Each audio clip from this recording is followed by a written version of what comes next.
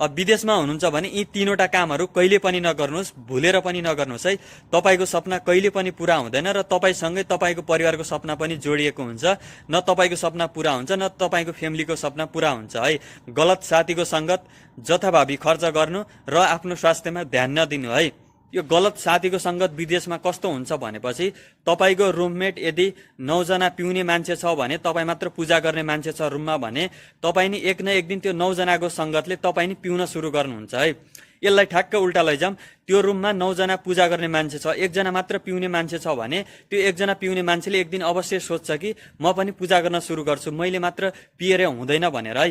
त्यही भएर जब तपाईँ विदेशमा आउनुहुन्छ एउटा राम्रो सोच भएको मान्छेसँग मात्र सङ्गत गर्नु, जथाभावी खर्च गर्नु, देखावटीपन गर्नु, अरूलाई खुसी बनाउनको लागि भयो नि भलै त्यो सामान मलाई चाहिएको छैन तर पनि त्यो मैले किन्नै पर्ने। इक्जाम्पल, मेरो रुमको साथीले एउटा आइफोन 16 किन्यो रे, अब मलाई त्यसलाई देखाउनकै लागि भए पनि त्यसको अगाडि मैले आइफोन 17 लिनै पर्छ। भलै त्यसको मलाई काम छैन, आइफोन 17 को बारेमा मलाई कुनै पनि नलेज छैन, त्यो मलाई चाहिएकै छैन, तर मैले त्यो लिनै पर्ने है। या त्यो मेरो स्यालेरीले अफोर्ड गर्न सक्दैन, या मेरो जुन सेभिङको पैसा छ त्यो ल्याएर होस्, या मैले कसैसँग ऋण गाडेर भए पनि आइफोन 17 किन्नै पर्ने ताकि मेरो रुमको साथीहरूले र मेरो छेउछाउमा भएका साथीहरूले मेरो तारिफ गरिदिउन् र मसँग आइफोन 17 छ भनेर।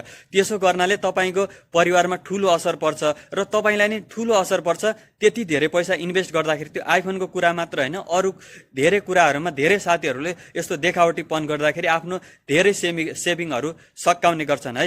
स्वास्थ्यको ख्याल नगर्नु, बाहिरको जङ्क फुडहरू धेरै खानु, धुम्रपान मद्यपान धेरै गर्नु र शारीरिक व्यायाम नगर्नु। यसले के हुन्छ भनेपछि जति जति तपाईँको उमेर बढ्दै जान्छ त्यति रोगहरूले तपाईँहरूलाई समात्दै जान्छ के।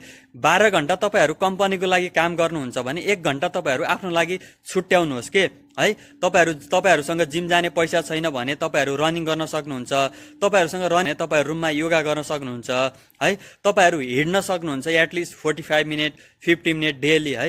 यसले के हुन्छ भनेपछि तपाईँको स्वास्थ्यमा सुधार आउँछ है। तपाईँको लागि जति इम्पोर्टेन्ट पैसा हो विदेशमा त्यति इम्पोर्टेन्ट तपाईँको स्वास्थ्य पनि हो है।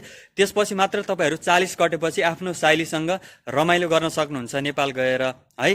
होइन भने चाहिँ 40 कटेपछि तपाईँहरूले जति कमाएको पैसा यता छ त्यो सबै पैसा तपाईँहरूको उपचार खर्चमै जान्छ। त्यही भएर अहिलेबाट तपाईँहरूले ध्यान दिनु। विदेशमा सङ्घर्ष त छ तर सही निर्णय लियो भने यही सङ्घर्षले तपाईँको जीवनमा एक दिन सफलता ल्याउँछ। त्यही भएर यी 2-3वटा कुराहरू यदि तपाईँले विदेशमा हुन्जेल गर्नु भएन भने राम्रो पैसा कमाएर राम्रो हेल्थ लिएर है तपाईँहरू